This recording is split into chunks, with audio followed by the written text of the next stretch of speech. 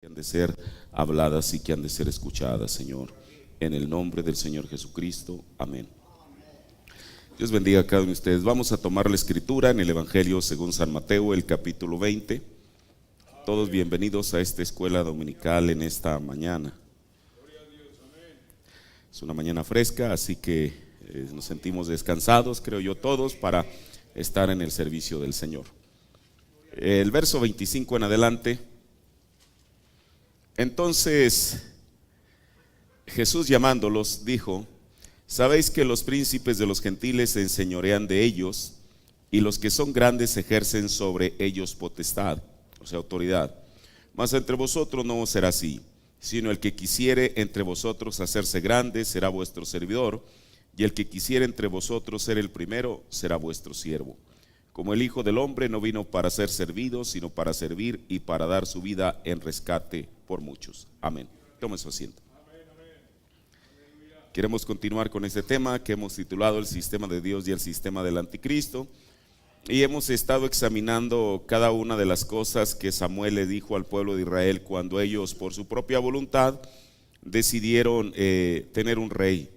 Y bueno, es algo asombroso cuando uno ve, yo aquí las enumeré hasta el inciso G, cada una de las cosas que Samuel les dice. Hemos estudiado hasta el inciso D, y ahorita vamos a seguir con lo siguiente, con el siguiente versículo que se encuentra en Primera de Samuel, el capítulo 8, de ahí es donde he estado tomando cada versículo. El versículo 15, donde él les dice lo que este rey, lo que este sistema hecho por un rey o el rey que iba a establecer un sistema, el costo que les iba a tocar pagar a ellos. Y entonces les dice: diezmará vuestro grano y vuestras viñas para dar a sus oficiales y a sus diezmos. Mire, la otra vez decíamos cómo es que en este tipo de sistema, bueno, porque en los versículos anteriores vimos cómo es que, bueno, en esto siempre va involucrado el dinero. Ahora, y no es que el dinero sea malo. El apóstol Pablo nos dijo que el dinero no es malo, lo que es malo es el amor al dinero, ¿verdad? Yo creo que todos estamos aquí en esta tierra, vivimos bajo un sistema, claro, ningún sistema es perfecto, desde luego, así como dijo el profeta, que ni los demócratas ni los republicanos eran la solución de Dios para esto, ni el comunismo, pero tampoco el capitalismo, ¿verdad? Porque el capitalismo, bueno, hace esclavos a la gente, y el comunismo con más razón, desde luego. Además, el profeta nos dijo que el verdadero comunismo es el que produce el Espíritu Santo, y es el que produjo en el día de Pentecostés, porque la Biblia dice que ellos tenían todas las cosas en común. Entonces, bueno, hablando en sí ya del esquema religioso, usted sabe, el dinero, bueno, es una parte no esencial, desde luego, porque el evangelio no se predica por dinero, ni la iglesia es una industria que produce dinero, o no debería de ser. Pero eso, por un lado, esa es una verdad. Pero por el otro lado, bueno, sabemos que aún dentro de lo que nosotros hemos sido enseñados, el profeta nos dijo cómo es que, bueno, el sistema de Dios es que el pastor se mantenga de los diezmos de la gente.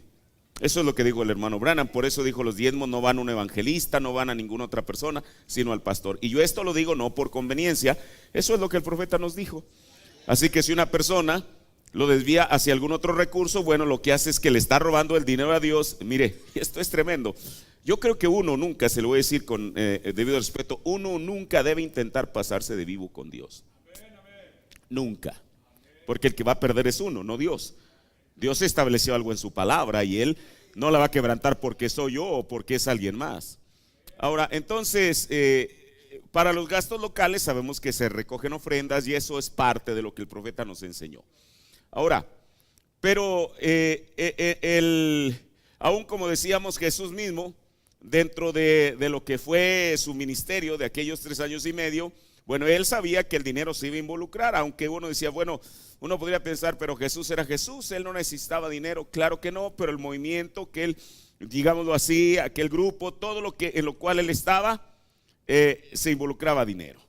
Ahora, en este tipo de sistema también siempre va involucrado el sistema monetario. El asunto es que en este sistema el dinero cobra una relevancia mayor de la que realmente debería de cobrar. ¿Por qué? Bueno, porque los líderes realmente hacen un feudo alrededor de ellos y sangran a la gente, y allí no es por voluntad, prácticamente es por nómina, de tal manera que bueno, eso va a servir pues para el mismo movimiento, ¿verdad? Mire, regresando a la Biblia, en el Antiguo Testamento solo hay 3 deberes de la iglesia hacia Dios en lo que se refiere al aspecto económico. 1, el diezmo, que ese diezmo en el Antiguo Testamento iba del pueblo hacia los levitas. La segunda cosa es el diezmo de diezmos, que era lo que tenían que aportar los levitas. Y tercero, las primicias, que esto no era en dinero sino en especie, de los frutos y de los rebaños. Voy a hacer un paréntesis aquí en lo que estoy hablando. Mire, dentro del sistema que el Señor estableció, el profeta desde luego habló acerca de los diezmos. Yo le decía, él dijo en preguntas y respuestas que van para el pastor, no van, por eso dijo, si usted quiere darle a la viuda, si quiere darle al huérfano, dijo, dele de lo suyo, pero no le dé del dinero de Dios. Tampoco se le deben de dar a un evangelista, eso es lo que dijo el profeta de Dios. Ahora, el pastor recibe de los diezmos de la gente, pero él no está exento también de dar su propio diezmo.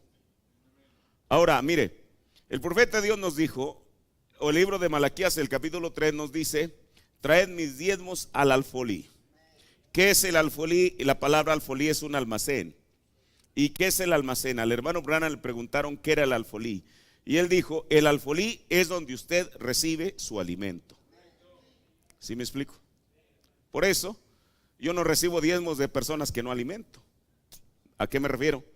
De que yo no ando en otra iglesia diciéndoles, hermanos, esta es la sede y envíenlos para acá. ¿Cómo? Si ellos tienen ahí un ministro que los alimente, y ahí es donde debe pertenecer eso.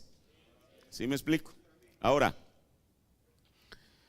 si nosotros debemos de diezmar, ¿de dónde nos alimentamos?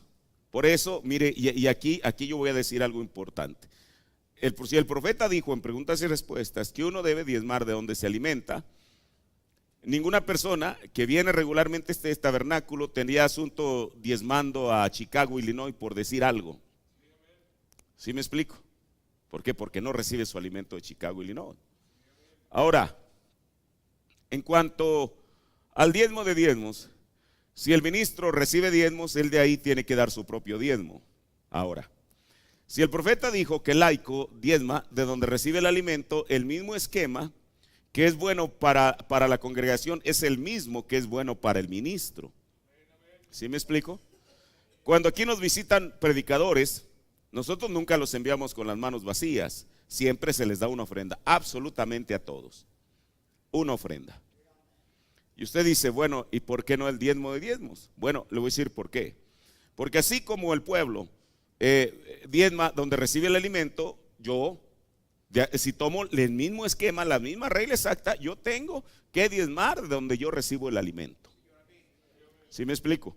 Yo creo que eso es lo más correcto y lo más honrado que cualquier ministro puede hacer. Ahora, la tercera cosa, eran las primicias. Esto no era dinero, sino especie de los frutos y de los rebaños. Pero ahora recuerde, si él estableció que los diezmos, si Dios estableció que los diezmos iban a ir a los levitas, pero ahora se tenía otro sistema. Y entonces aquí, escuche, Samuel no les está reiterando algo que ya Moisés había dicho en Levítico, sino que Samuel les está diciendo, les dice, este rey va a diezmar vuestro grano. Bueno, pero los diezmos no estaban supuestos a ir al rey, sino a los levitas. Pero él les dice, él va a diezmar vuestro grano y vuestras viñas. ¿Pero para qué? Para dar a sus oficiales y a sus siervos. O sea, este impuesto es extra que el rey les pediría, era para el mantenimiento del grupo de ministros que tendría a su servicio, sus gastos, su manutención, sus viajes, etcétera. Por eso, mire, esto que estamos viendo y quizá lo vemos a lo lejos, allá en el tiempo de Samuel, eventualmente se vino evolucionando hasta que llegó el momento en que uno de los mayores ejemplos que existe de eso es el sistema católico romano, donde el dinero de las iglesias va a una sede, mal llamada Santa Sede. ¿Sí me explico? Ahora, escuche, este sistema de la Iglesia Católica, eventualmente la denominación pensó que era bueno y ellos lo aplicaron. Por eso ellos tienen una sede que no le llaman Santa Sede, no sé cómo le llamen, las oficinas centrales o como sea. Y de ahí todo el dinero que se recauda, en vez de que cada iglesia sea soberana y que el dinero que se recauda sea para los propios gastos locales, todo lo envían a una sede. Ahora, ¿dónde tuvo eso su principio? En el sistema católico romano. Y si la denominación adopta ese sistema, es el mismo sistema de la Iglesia Católica Romana. Y si eventualmente en el mensaje se adoptara ese sistema, es el sistema católico romano dentro de Malaquías 4:5. Usted dice, no diga eso. Bueno, hermano, usted piensa que porque usted trae los folletos de la palabra hablada debajo del brazo, que no estamos exentos de esas cosas. Es exactamente lo mismo, hermano. Por eso yo le decía al principio el esquema que Dios dijo a través de su profeta. Cualquier otra cosa distinta, ahora sí que como dijo el profeta, es el diablo, aunque le queramos llamar Dios. Esto es, por eso, mire, cada una de estas cosas que Samuel les está diciendo, claro que mire, uno dice, bueno, ¿y cómo la gente puede aceptar eso? Aún dentro del mensaje, si se supone que tenemos el mensaje, a nosotros nadie nos engaña, bueno, en apariencia. ¿Por qué? Bueno, porque a la gente se le adoctrina de una cierta manera que la gente poco a poco lo va aceptando, y no solamente lo acepta, sino que después hasta lo defiende. Ese es el detalle. ¿Me explico? Ahora, por eso esa es la siguiente cosa, que él iba a diezmar vuestro gano y vuestras viñas, no para los levitas, sino para sus oficiales y a sus siervos. Ahora, escuche, esto que Samuel les está diciendo es completamente contrario al sistema de Dios. Porque Dios en el Antiguo Testamento, que es de donde estamos tomando esta escritura, ya había establecido un sistema. ¿Cuál era? Que el diezmo fuera a los levitas. Punto. El diezmo no se tenía que desviar hacia ningún otro lugar y hacia ninguna otra persona. Era para los levitas. Bueno, yo espero que usted esté de acuerdo con lo que la Biblia dice. Si yo estoy mintiendo o estoy tergiversando la escritura, cualquier persona me lo puede decir. ¿Me explico? Así que también, como el profeta lo dijo, en este tiempo, cualquier otra manera es contraria al mensaje y a la escritura. Ahora, la siguiente consecuencia que ellos iban a tener al tomar un rey, yo le digo, lo fui enumerando por incisos. El inciso F, que es 1 Samuel 8:16, dice: y tomará vuestros siervos y vuestras siervas, vuestros mejores jóvenes y vuestros asnos, y con ellos hará sus obras. Mire, hermano, eso es tremendo. Uno dice, hermano, el asunto es que está en la Biblia, siempre ha estado escrito en la Biblia, desde que Samuel les advirtió al pueblo de Israel los riesgos de tener un rey. Y yo creo que la Biblia es clara. Uno no necesita ser una persona dotada con una superinteligencia para poder entender eso. ¿A qué se refiere esta escritura? Que todo lo tendría a su disposición. Ahora, cuando la Biblia dice que tomará vuestros siervos y vuestras siervas, vuestros mejores jóvenes y vuestros asnos, no está diciendo que los va a someter a, digamos, o les va a pedir a ver si ellos eventualmente estuvieran de acuerdo o aceptaran aquello. No, tomar, escoger, es agarrar. a ver tú fulano, tú sutano, tú merengano, tú, los necesito. Ahora, ¿para qué? Ahora el asunto es, dice, y con ellos hará sus obras. O sea, aquí no está hablando en sí de la obra de Dios, está hablando que Él los tendría a su servicio para sus propios intereses y para lo que Él deseara hacer. Por eso le vuelvo a repetir, el apóstol Pablo dijo que si Cristo nos ha hecho libres, que no nos convirtamos en siervos de los hombres.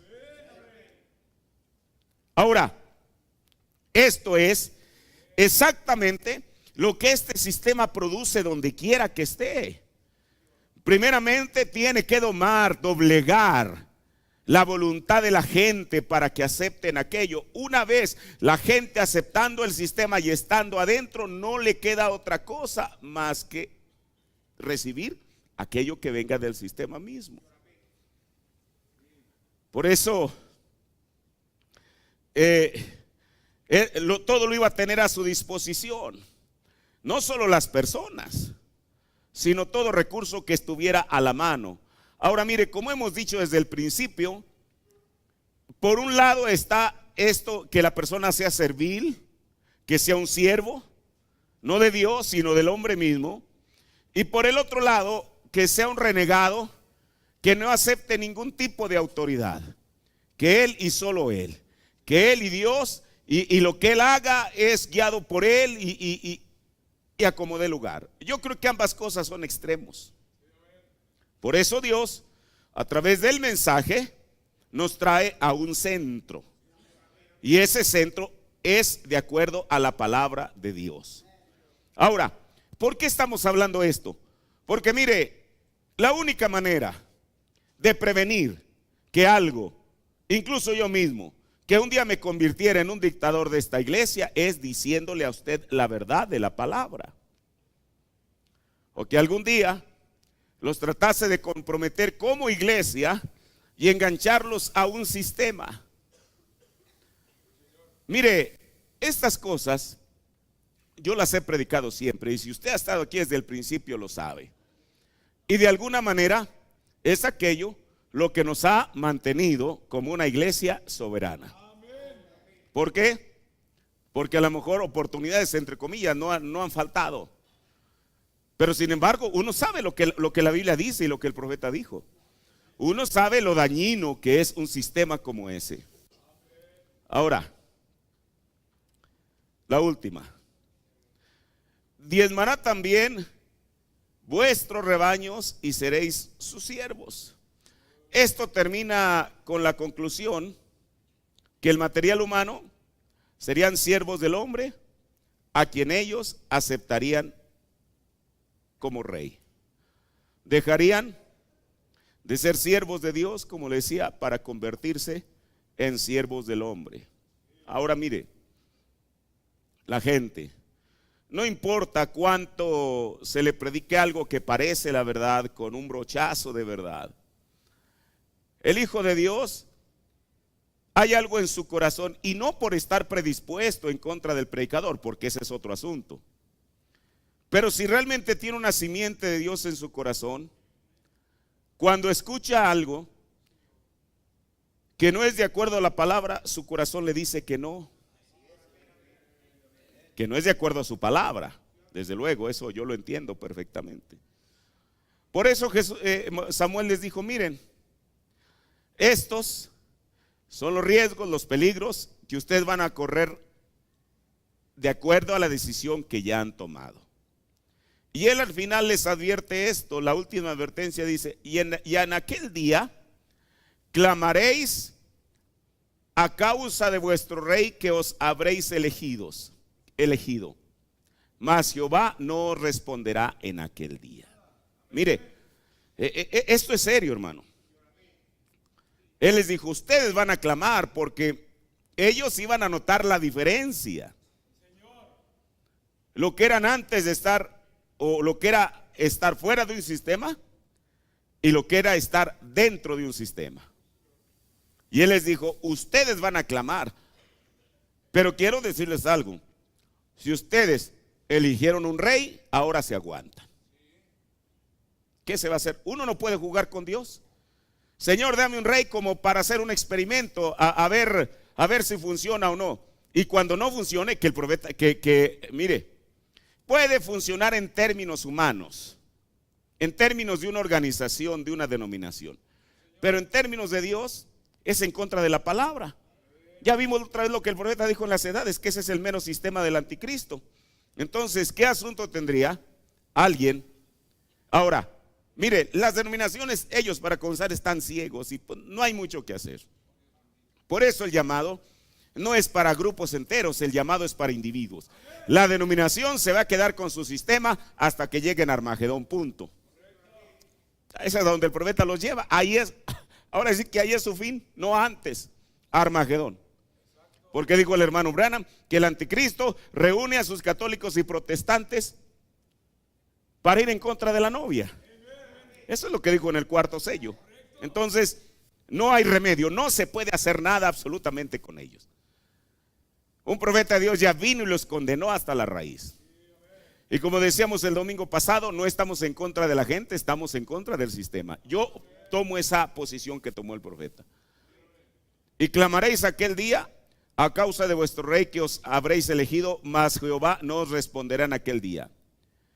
Pero con todo y eso, como todavía no, usted sabe, estaban en la fase experimental, no había, mire, y la gente, esa es la naturaleza humana. Cuando Samuel les comienza a enumerar a ellos, cada una de esas cosas, quizá la gente frunció el entrecejo y dijo, este tipo está exagerándolo con lo que está diciendo. Bueno, el Señor mostró la razón, porque recuerde, este no era ni un sacerdote ni un laico el que les estaba advirtiendo, era un profeta. Dijo, ustedes se van a lamentar. Pero mire ahora sí que la respuesta del pueblo. Pero el pueblo no quiso oír la voz de Samuel y dijo, no, sino que habrá rey sobre nosotros. Hermano, parecía que las palabras de Samuel deberían de haber pesado lo suficiente para decir, mira Samuel, hemos reconocido que tú eres un profeta vindicado por Dios, así que pues sí, es mejor pensarlo dos veces. Dijeron, no. Y nosotros seremos también como las naciones. O sea, ellos se obstinaron en decir, queremos ser como las denominaciones. Si ellos tienen un sistema, nosotros lo vamos a tener también. Y saldrá delante de nosotros y hará nuestras guerras. ¿Y qué fue lo que pasó con el primer rey que tuvieron? Saúl. Pero bueno, eso era lo que querían y eso tuvieron. Ahora, existe un verdadero gobierno de la iglesia establecido por Dios a través de su profeta. Mire, en el sermón preguntas y respuestas, la ley siendo la sombra, predicado el 16 de mayo del 54, párrafo 9. Dice, nosotros creemos en el gobierno de la iglesia. ¿Lo escuchó? Nosotros creemos en el gobierno de la iglesia. Y el gobierno de la iglesia es ordenado del Espíritu Santo en la Biblia. El pastor es siempre la cabeza de la iglesia. El pastor siempre lo es. Ese es el anciano de Dios. En las organizaciones, uno tiene que pasar por el obispo. Ahora, ¿dónde? En las organizaciones. Ahora, la Biblia, no hay orden más elevado en la Biblia que el anciano de la iglesia. Tan solo díganme dónde está. No hay orden más elevado en la Biblia para la iglesia que el anciano, el cual es el pastor. El orden más elevado en la Biblia. Mire, y estas citas no son de alguna manera tomadas solamente a conveniencia porque yo soy el pastor. Si yo no soy el pastor, esto sigue siendo la verdad. Y esto siempre debería de prevalecer. Y luego el profeta nos lleva a una reflexión, precisamente aquí en una exposición de las 7 de la iglesia en Sardis, el párrafo 47. Dice, recuerde, le está hablando de la edad de Sardis, o sea, la edad de la reforma, la edad de Lutero. A pesar de la, ¿qué cosa? A pesar de la continua enseñanza de Lutero en contra de la intervención de afuera en los asuntos de la iglesia local. Mire, Nosotros solamente sabíamos que Lutero predicó que el justo vivirá por la fe. Ese fue el lema de su mensaje. Pero escuche, hubo otras cosas de las cuales Lutero predicó a las que se refiere el hermano Branham. A pesar de la continua enseñanza en contra de la intervención de afuera en los asuntos de la iglesia local, no le fue posible borrar de las mentes de los hombres el concepto de obispo y arzobispo. Ahora, porque mucha gente de esa, o la mayoría, venía del sistema católico, no había otra cosa. Dice, no le fue posible borrar de las mentes de los hombres el concepto de obispo y arzobispo en el gobierno de la iglesia. Así que la iglesia tomó un paso en la dirección correcta, pero permaneció encadenada y prontamente estaba aprisionada de nuevo en la misma prisión de donde procuró salir. Hermano, ¿no es esto lamentable? Ahora mire, uno para poder entender la magnitud de estas palabras, uno tiene que entender lo que el profeta dice. Ellos habían salido de la cautividad de Babilonia. Mire, Martín Lutero fue un escritor muy prolífico. Él escribió tantos libros como pudo, y uno de ellos fue la cautividad de la iglesia. No, la cautividad babilónica de la iglesia. Con eso, él pretendía darle un golpe certero al sistema católico, y lo hizo. Cuando la Biblia habla en Apocalipsis 13 que aquella bestia fue herida de muerte, dijo el profeta, fue Lutero quien le dio la herida de muerte. Si usted ha leído el mensaje, sabe que eso es verdad. Pero el asunto, ok, ya la iglesia católica se quede por allá. Nosotros ya vivimos por la fe. Pero como dijo el profeta de Dios, Lutero, él estaba plenamente consciente, tenía esa revelación de que cada iglesia es soberana y que los asuntos locales se atienden localmente. Eso es lo que el líder, lo que el ángel a esa edad creía y predicaba. Bueno, pero una cosa era lo que el líder, el ángel a esa edad creyera y predicara, y otra cosa es aquello que se vino todavía en la mente de la gente. O sea, aquella semilla del catolicismo estaba sembrada, y como dijo el profeta, no tardó mucho tiempo a que regresaran al mismo sistema y a la misma cautividad de la cual procuraron escapar. Mire, escuche, el profeta dijo que la palabra sardis significa los escapados. Pero como cada avivamiento produce gemelos, no todos los que salieron con Lutero eran luteranos de corazón. Algunos de ellos tenían, usted sabe, porque en esto es así. Cuando el pueblo de Israel salió de Egipto, la Biblia dice que salió una multitud mezclada. No toda la gente estaba convencida que Moisés era el profeta de Dios y que su mensaje era verdad. Los llevaron otros intereses, a lo mejor de ser distintos. Si algo no lo consiguieron en la denominación, bueno, lo podían conseguir en el mensaje. Si algo no lo pudieron conseguir en Egipto, a lo mejor en el desierto lo conseguían. Y esos mismos escuche, eso es lo que dijo el profeta de Dios en Israel y la iglesia, que esos mismos individuos que eran parte de la multitud mezclada, cada vez que hubo un movimiento en la iglesia, ahí estaban en primera fila para respaldarlo. Me refiero a un movimiento malo. Cada vez que dijeron, nos hubieras dejado en Egipto, ahí estaban diciendo, amén, amén, amén, amén, nos hubieras dejado en Egipto. Oye, Moisés, tú piensas que eres el único. Hay más santos aquí en la congregación. Amén, amén, amén. Sí, hay más santos en la congregación. Ese era ese tipo de personas que los llevó cualquier otro motivo, menos ¿por qué? Porque nunca entendieron ni discernieron el para qué había sido enviado Moisés. Hermano, esto es triste de veras. Y pensar que en este año se cumplen 500 años de la reforma de Lutero, donde un hombre fue obligado por las circunstancias a tener que salir porque era una de las 7 estrellas en la diestra de Jesús. Y que el grupo al cual él le predicaba, que estaban supuestos a tener la revelación de su mensaje. Mire, hay gente que dice, yo sé que lo dicen con toda la mala fe, que Lutero antes de morir, que se retractó y que mandó a traer un cura para que lo confesara. Yo niego rotundamente, es una mentira del diablo. Hermano, si Lutero no era una calle que era movida por cualquier viento de doctrina, él sabía lo que le había costado mantener esa posición. Como un hombre, bueno, era muy sarcástico Lutero, que decía que un burro sabe más de tocar flauta que lo que el Papa sabe de las Escrituras. Imagínense, y lo que al final diga, ay, tráiganmelo para que me confiese.